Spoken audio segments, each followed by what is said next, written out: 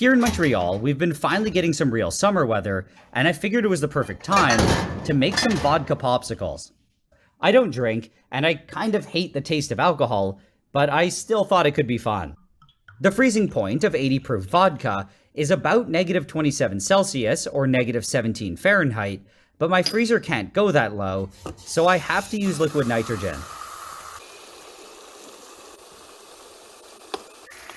It's taking longer than I thought it would, but it should eventually completely freeze. To get it out of the beaker, I just have to run it under some warm water. I now have a chunk of vodka on a stick, but it would be a horrible idea to lick it because it's way too cold. So instead, I'm just gonna try lighting it on fire.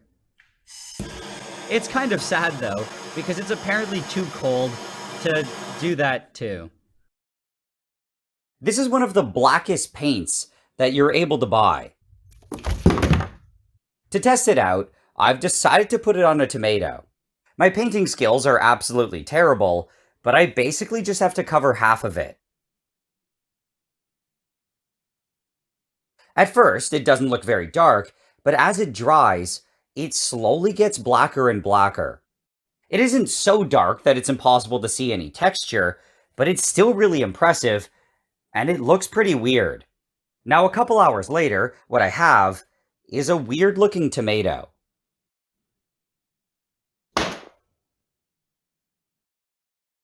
This is just a bunch of aspirin. But what I think is cool is that you can turn it into mint flavor, or more specifically, wintergreen. To do this, I first have to crush a few to make a powder.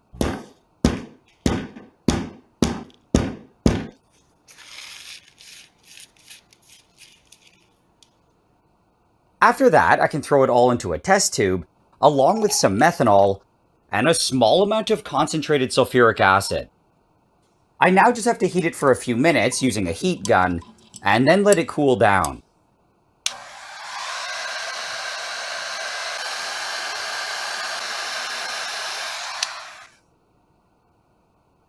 After that, I can pour out the methanol, which has the wintergreen in it, and it has a really nice minty smell. In the test tube, there's still a bunch of white stuff, and this is all just filler that was in the pills. This is iodine, which is an element, and it's chemically similar to chlorine and bromine. It has a strong tendency to let off fumes, and what I think is cool is that it can be used to develop fingerprints. To do this, I just have to put some of it into a smaller beaker, and then put that into a bigger beaker. I'm also going to put it on a warm hot plate to help make it fume a bit more. After that, I can put something in the chamber that I've touched, like a piece of paper. The iodine fumes start sticking to the oils in the fingerprint, and it slowly gets darker. To make the fingerprint permanent, it has to be sprayed with a starch solution, but I don't have a spray bottle. So I'm just going to try to wipe it with my finger, and that sucks.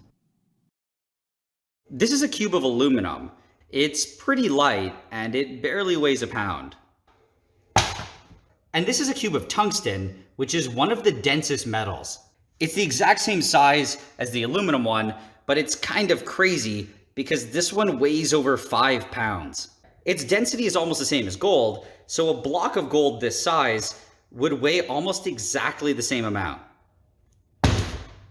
And this is a 42-pound tungsten cube. It has nice sharp edges. Oh God, you really, oh no.